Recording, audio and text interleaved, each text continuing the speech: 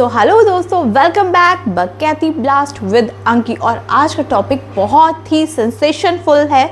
हम जानने वाले हैं कि बैंक आपको कैसे लूट रहा है। यस, बैंक भी आपको लूट रहा है गाइस।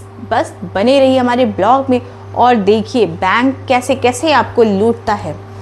क्या आपने कभी नोटिस किया है अपना बैंक स्टेटमेंट? क्या आपने कभी अपने बैंक स्टेटमेंट को चेक किया है? कभी 20 रुपये, कभी 50 रुपये और कभी तो कभी 200 रुपये कट जाते हैं अचानक से। कैसे? हम सोचते हैं छोटा सा अमाउंट है, छोड़ो यार क्या करना।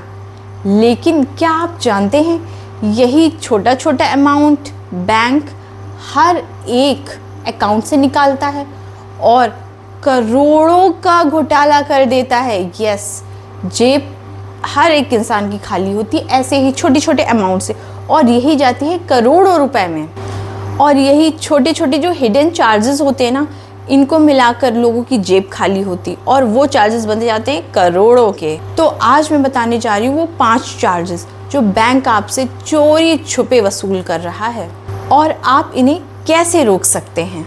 अब मोस्टली आजकल सबके पास इतना समय तो होता नहीं कि आप बैंक जाकर और उस पर रिसिप्ट दें और वहाँ से कैश विड्रॉ करवाएं।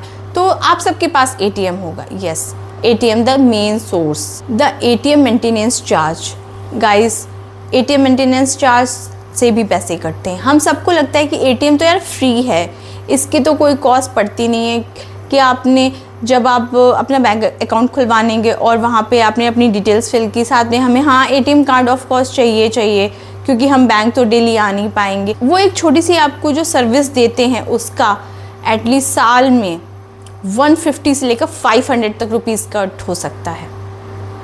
अकॉर्डिंग बैंक टू बैंक ये प्राइस वेरी करता है और इसे कहते हैं एनुअल मेंटेनेंस चार्ज।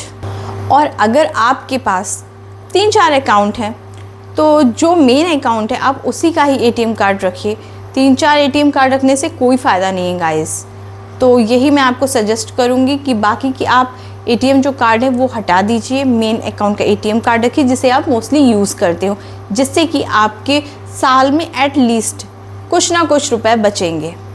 तो नेक्स्ट हम बात करते हैं एसएमएस अलर्ट की। यस, एसएमएस अलर्ट भी फ्री नहीं होता है। जो आपके पास मैसेजेस आते हैं, आप जाते हैं अपना पैसा निकालते हैं, फिर आपको एक मैसेज आता है कि आपके अकाउंट से इतने ट्रांजेक्शन हो चुका है, तो वो भी गाइस फ्री नहीं होता है, उसके भी आपको चार्जेस देने पड़ते हैं। और हर 3 महीने में 15 से 25 रुपये आपके इसमें जाते हैं। तो एक छोटी सी टिप है कि अगर आप सब लोग आज के ज़माने में 2026 चल रहा है, आप सब ऐप यूज़ कर रहे होंगे। एग्जैक्टली तो आपकी ऐप में सारे जो ट्रांजेक्शन है वो आ ही जाते हैं, तो आपको एसएमएस की आई डोंट थिंक सो कि कोई नीड है। ये तो पुराने ज़माने में चलता था। तो आप इससे एसएमएस अलर्ट के चार्जेस बचा सकते हैं। नेक्स्ट आता है minimum balance penalty. Yes, the big one guys, ये सबसे ज़्यादा खतरनाक है। अगर आपके अकाउंट में ज़रूरी मिनिमम बैलेंस 5000 है, तो अगर आपका बैलेंस 5000 से नीचे है तो गाइस बैंक आपके अकाउंट से 200, 600 ऐसे रुपए काट सकता है और 1 रुपए की कमी भी आपको बहुत सारा नुकसान करवा सकती है। तो इसके पीछे टिप ये है कि आप कम से कम मिनिमम बैलेंस से 500 प्लस ही रुपए उसमें रखें अकाउंट में, ताकि आपकी कोई गलती से बैंक वालों के पास आपका पैसा ना पहुंच जाए। तो नेक्स्ट आता है एटीएम ट्रांजैक्शन लिमिट। आपको क्या लगता है, आपका अकाउंट है, आपका एटीएम है, तो आप जितनी बार चाहें उतने पैसे निकाल लें। एक बार 5000 निकाल लें। जस्ट सपोज आपको 30,000 की ज़रूरत है, एक बार 5000 निकाले, 2 बार 5000 निकाले, ऐसे करते करते आप 6 बार 5000 निकाल लेंगे। उसके बाद क्या, ट्रांजैक्शन लिमिट गाइस 4 से 5 मेन होती है। उसके बाद ट्रांजैक्शन की फ़ीस लगती है, फ्री नहीं होता है कुछ भी। महीने में 3 या 5 ट्रांजैक्शन के बाद आपकी फ़ीस कटनी शुरू हो जाएगी। ये 20 से 25 तक जाती है। तो सबसे इम्पॉर्टेंट टिप इसकी है कि आप 500,000 ऐसे निकालने की बजाय जितना आपको एक बार में ज़रूरत हो आप इकट्ठा ही निकाल लें। नेक्स्ट आता है चेक बाउंस या फेल ट्रांजैक्शन।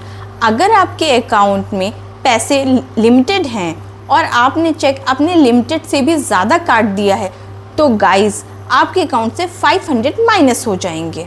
और इतना ही नहीं, अगर आपके बैंक अकाउंट में भी पैसे नहीं हैं और एक लिमिट से ज़्यादा आपने निकालने की कोशिश की बिना अपना एटीएम कार्ड चेक किए, उसका बैलेंस चेक किए हुए, तो उसके बाद भी गाइस आपके 20 से 25 रुपए कट जाएंगे, भले ही आपका ट्रांजैक्शन फेल हो गया हो।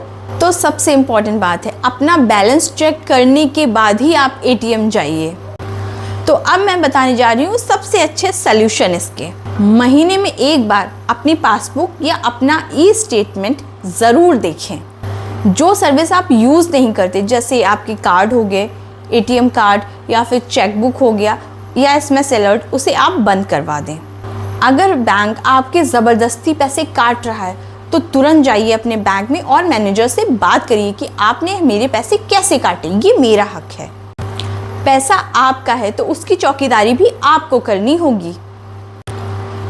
आप कमेंट में बताइए, क्या आपके कभी ऐसे पैसे कटे हैं जो आपको नहीं पता चले? वीडियो अगर काम का लगा हो तो प्लीज़ सब्सक्राइब करिए एंड लाइक करिए, और यस, ज़रूरतमंदों के साथ शेयर ज़रूर करिएगा।